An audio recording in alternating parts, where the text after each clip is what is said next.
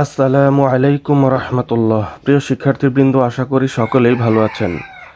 আজকে আমরা অষ্টম শ্রেণীর গণিতের অনুশীলনী 4.1-এর প্রশ্ন 4 নম্বর নিয়ে আলোচনা করব। এর আগে 4.1-এর আর অনেকগুলো ভিডিও আপলোড করা হয়েছে। সেই ভিডিওগুলো পেতে চাইলে ডেসক্রিপশন বক্সের মধ্যে প্লেলিস্টের লিঙ্ক দেওয়া আছে, সেখান থেকে দেখে আসতে পারেন।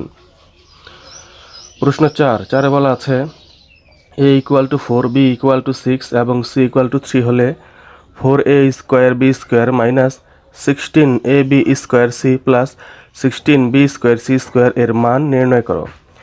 এটা হচ্ছে দেওয়া আছে এখানে, এই যে প্রশ্নের মধ্যে দেওয়া আছে। আমরা লিখব সমাধান লিখে দেওয়া আছে লিখব। দেওয়া আছে বলতে যে মানগুলো প্রশ্নের মধ্যে দেওয়া থাকে, এখানে যে মানগুলো দেওয়া আছে এগুলো লিখে নিলাম। এ বি সি এর মান লিখে নিলাম, এগুলো দেওয়া আছে। তারপর লিখলাম সুতরাং প্রদত্ত রাশি, এই যে রাশিটি প্রশ্নের মধ্যে দেওয়া আছে এই রাশিটি এখানে লিখলাম। প্রদত্ত রাশি লিখে সমান দিয়ে এই রাশিটি ওঠালাম। এখন আমরা কি করব দেখি।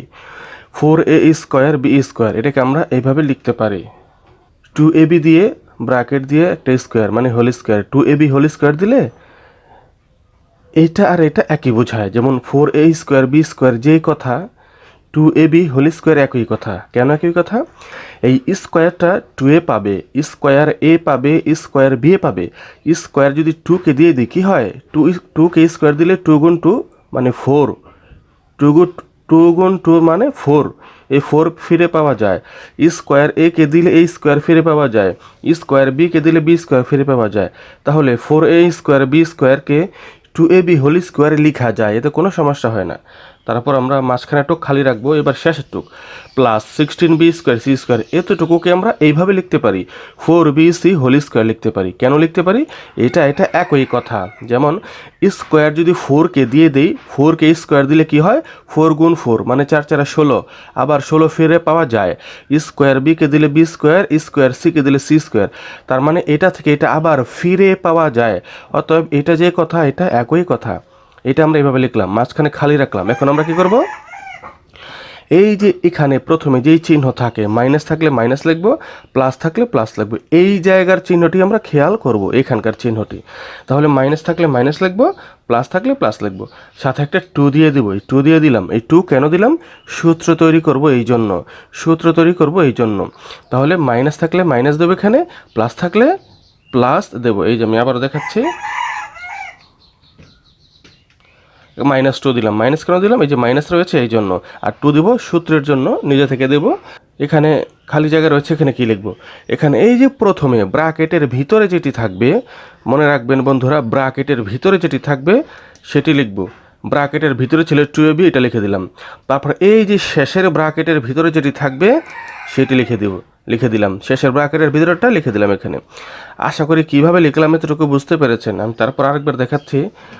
আমরা এখানে -2 লিখব। মাইনাস লিখলাম কেন? মাইনাস রয়েছে এই জন্য। প্লাস থাকলে প্লাস লিখতাম। তো সূত্র বানাবো এই জন্য 2 দিলাম। তারপর এই প্রথম ব্র্যাকেটে যা থাকে তা লিখবো, তারপর এই শেষের ব্র্যাকেটে যা থাকে তা লিখবো। আর এখানে ডট দিয়ে দেবো, ডট দিয়ে গুণ বোঝায়, গুণ।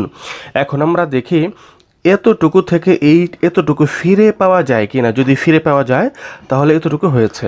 দেখি এখন আমরা কি করি। এই যে মাইনাস, এখানে আর কোনো চিহ্ন দেখতে পাচ্ছি না, মাইনাস, এই মাইনাস লিখে দিলাম। আর সংখ্যার গুণ দিই, 2 দুগুণে 4, এই যে 2 গুণ 2, 2 দুগুণে 4, 4-এর সাথে 4 গুণ 4, 4 16, এই যে 16 ফিরে পাওয়া গেল।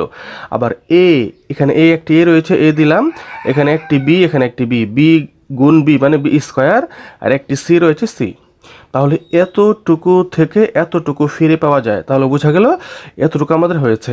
এখন বন্ধুরা, এই যে পুরাটা, এটা একটি কী অবস্থা রয়েছে? একটি উত্তর অবস্থা রয়েছে, সেটার প্রশ্ন আমরা বানাবো। এইটা একটি উত্তর অবস্থা, এইটার এই উত্তরের প্রশ্নের রূপ আমরা তৈরি করব। কিভাবে করব? এই যেখানে প্রথম যে ব্র্যাকেটের ভিতরে যেটা থাকে সেটা এখানে লিখব, আর শেষের যে ব্র্যাকেটের ভিতরে যেটা থাকে সেটা লিখব। তাহলে মাইনাসটা কেন লিখলাম? এই যে এইখানে সূত্রের যে 2 রয়েছে না, এটার আগে যেই চিহ্ন থাকে এই চিহ্ন এখানে দিতে হয়। এখানে প্লাস থাকলে প্লাস দিতে হতো, মাইনাস রয়েছে মাইনাস দিলাম। আবারও বলছি, এই উত্তর অবস্থা থেকে প্রশ্নের এই উত্তর থেকে এই প্রশ্নটা তৈরি করলাম। কিভাবে করলাম?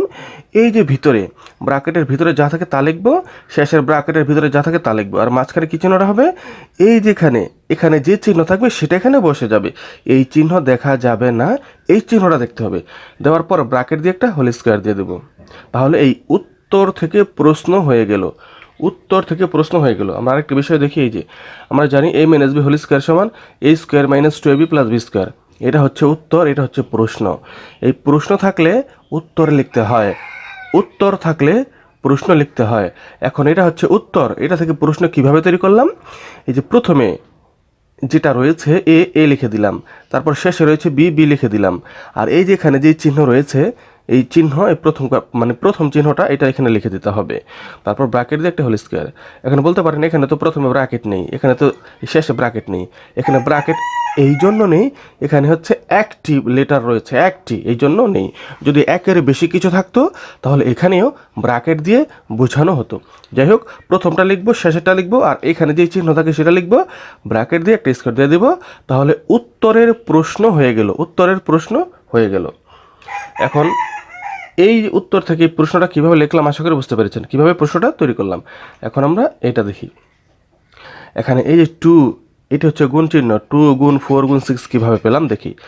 2ab কিন্তু পাশাপাশি রয়েছে, কোনো চিহ্ন নেই, তার মানে এটা গুণ অবস্থায় রয়েছে। 2ab গুণ অবস্থায় রয়েছে। 2 লিখলাম, গুণ চিহ্ন দিয়ে এর মান হচ্ছে 4, এর মান 4 দিয়ে দিলাম, বি এর মান হচ্ছে 6, বি এর মান 6 দিয়ে দিলাম।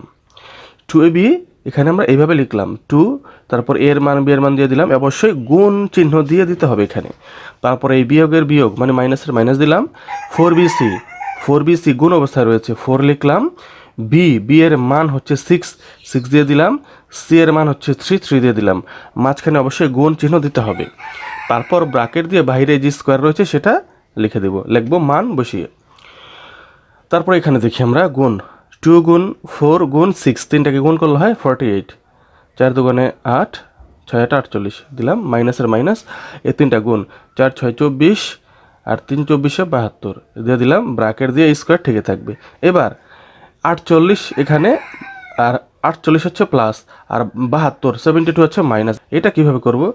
72 মানে 72 থেকে 48 যদি বাদ দেয় কত থাকে? 24 থাকে। 72 থেকে 48 বাদ দিলে 24 থাকে।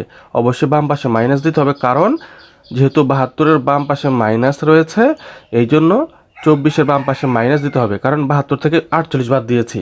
72 থেকে 48 বাদ দিলে 24 হয়, কিন্তু চিহ্নটা থাকবে কেন মাইনাস? এই 72-এর বাম পাশে মাইনাস রয়েছে এই জন্য মাইনাস চিহ্নটা রয়ে যাবে। ব্র্যাকেট দিয়ে স্কোয়ার থাকবে। এবার এই যে স্কোয়ার কে পাবে? স্কোয়ার মাইনাসে পাবে, স্কোয়ার 24-এ পাবে স্কোয়ার, মানে যে পাওয়ারটা। এখন আমরা জানি মাইনাসের উপর যদি জোর পাওয়ার থাকে, মাইনাসের উপর জোর পাওয়ার থাকলে মাইনাসটি প্লাস হয়ে যায়, প্লাস হয়ে গেছে, মাইনাসটা প্লাস হয়ে গেছে, প্লাসটা লেখা লাগে না।